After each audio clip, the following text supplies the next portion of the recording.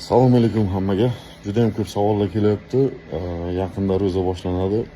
Qanaqa trenirovka qilish kerak, qanaqa pitaniya qilish kerak. Tak, trenirovkani aytaman. Og'iz ochguncha iftorlikgacha trenirovka qilsa to'g'ri bo'ladi. Keyin trenirovka qanaqa bo'ladi?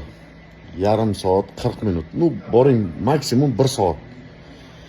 Bitta razminishni, o'rta и og'ir. Bitta og'ir podxod bo'ladi. Ketdi, ikkinchi mashq.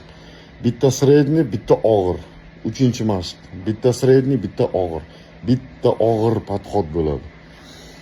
40 minut, 1 soat trenirovka qildingiz. Og'izni ochdingiz, ketdingiz, iftorlik qilib, keyin tarovehga chiqib ketasiz.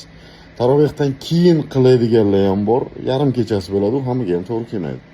Shuning uchun pitaniya kimga qanaqa dieta yozib berilgan bo'lsa, faqat kun bilan tun vaqt almashadi. Bo'ldi.